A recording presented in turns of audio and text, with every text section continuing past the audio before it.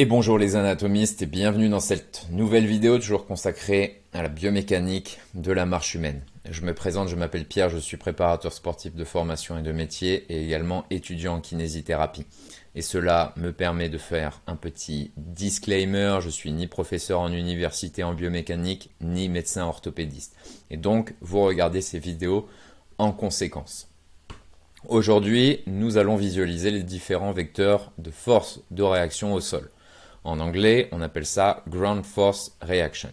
Et ça va nous permettre de comprendre les schémas de marche typiques dans les différentes phases du cycle de la marche que nous avions étudié dans les précédentes vidéos et pour comprendre également l'activation musculaire, que ce soit en concentrique ou en excentrique. Alors avant de commencer, je vais faire un petit rappel anatomique sur les trois plans de l'espace, c'est-à-dire le plan sagittal, le plan frontal ou coronal et le plan transverse. Donc sur le plan sagittal, qu'est-ce qu'on va observer au niveau des trois articulations, c'est-à-dire de la hanche, du genou et de la cheville?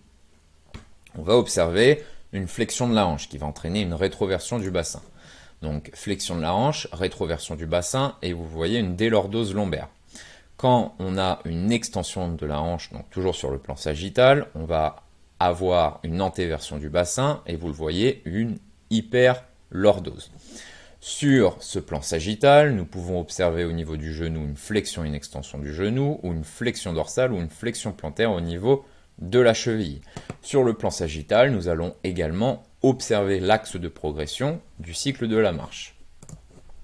Sur le plan frontal coronal, qui sont des synonymes, nous allons pouvoir observer adduction et abduction au niveau de la hanche, varus et valgus au niveau du genou et inclinaison du pelvis. Sur le plan transverse, lorsque nous allons observer le patient ou la personne qui marche du dessus, nous allons pouvoir analyser la rotation du tronc, des jambes et du pelvis et voir également l'angle de progression du pied. Donc comme je disais, aujourd'hui, on va s'attarder sur la force de réaction du sol, sur l'activation musculaire, sur les moments externes et les moments internes. Et dans cette première vidéo, nous allons analyser le contact du pied droit du talon au sol, ce qu'on appelle le contact initial. Et dans la prochaine vidéo, nous verrons l'appui initial qui comprend le contact initial jusqu'au décollage des orteils du pied gauche. Donc c'est parti, on se trouve ici. Et vous voyez, j'ai représenté la Ground Force Reaction pour le contact initial. Donc, on va étudier ça d'un point de vue sagittal et d'un point de vue frontal. Donc, dans le plan sagittal, je vais prendre un petit crayon pour dessiner. Donc, dans le plan sagittal, souvenez-vous, on a une notion de antérieur. Ici, on est en antérieur et on a une notion de postérieur. Ici, en rouge, est représenté le Ground Force Reaction, qu'on appellera grand F. Ici en vert, ce sont les bras de levier qu'on appellera petit r. Et nous allons voir avec le produit vectoriel l'angle de rotation horaire ou anti-horaire. Donc la première étape, c'est de regarder si la force de réaction est postérieure ou antérieure aux différentes articulations qui sont représentées ici. Donc c'est facile, la force de réaction par rapport à la cheville, elle est postérieure. Okay. La force de réaction est antérieure au genou et elle est antérieure à la hanche. Et donc, quels effets le Ground Force Reaction aura-t-il sur le mouvement articulaire et sur l'activation musculaire? Donc, je vais vous répondre tout de suite. Une flexion plantaire à la cheville, une extension au genou et une flexion de la hanche. Mais comment on fait pour déterminer tout ça?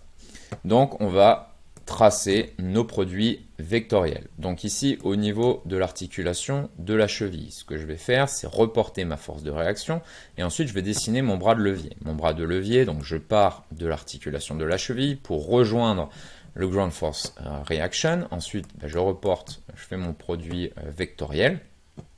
Je reporte le sens et la direction des différents vecteurs. Et ensuite, je pars du petit r pour aller vers mon F, et ici on est dans un sens donc horaire, donc moins. Donc vous l'aurez compris, on aura une flexion plantaire au niveau de la cheville. C'est le même principe qui s'applique pour l'articulation du genou et de la hanche. Okay, Donc je trace mon bras de levier qui part de l'articulation du genou pour rejoindre mon ground force reaction. Je fais mon produit vectoriel. Ici je trace l'angle de rotation et donc je suis dans un sens anti-horaire, donc plus. Donc vous l'aurez compris, on est sur une extension de genou.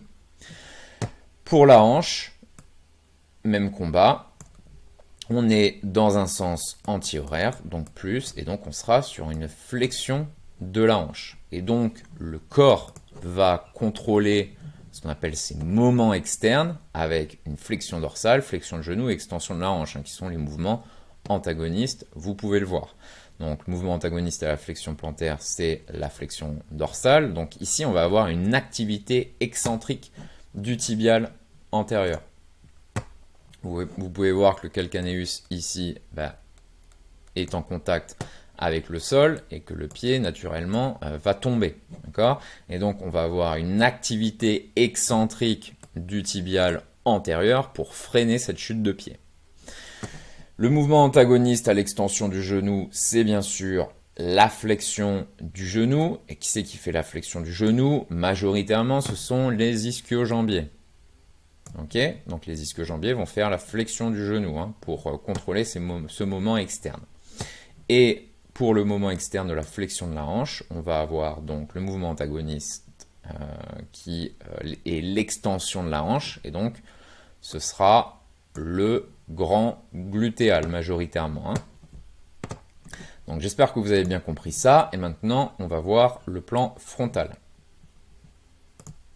Donc, dans le plan frontal, on a une notion de médial ici, et une notion de latéral. Donc, on reprend le même schéma, étape par étape. Donc ici, nous avons notre force de réaction. Vous pouvez voir qu'elle est latérale par rapport à la cheville, elle est médiale par rapport au genou, et elle est médiale par rapport à la hanche. Quels effets cela aura-t-il sur le mouvement articulaire et l'activation musculaire? Donc ici, on retrace notre produit vectoriel, d'accord? On est dans un sens horaire, donc moins, donc vous l'aurez compris, éversion de la cheville. Ici, même principe, on est dans le sens anti-horaire, donc plus, on aura un varus du genou. Et enfin, au niveau de l'articulation de la hanche, je pars de mon petit R, je rejoins mon grand F, on est dans un sens anti-horaire, donc plus, donc vous l'aurez compris, on est sur une adduction de la hanche. Et donc le corps va contrôler ces moments externes avec une inversion de la cheville, avec bien sûr les muscles de l'inversion, par exemple le tibial postérieur. Mouvement antagoniste au varus du genou, ce sera donc le valgus du genou. Qui c'est qui va venir faire le valgus du genou? C'est le TFL. Et ensuite, le mouvement antagoniste à l'ADD, c'est l'ABD avec les muscles de l'ABD, avec le moyen fessier, le petit fessier, le tenseur du fascia lata également, et le grand glutéal pour certaines fibres.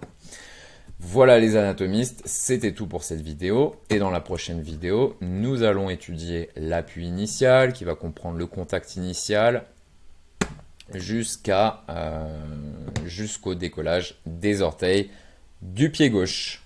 À très vite, au revoir.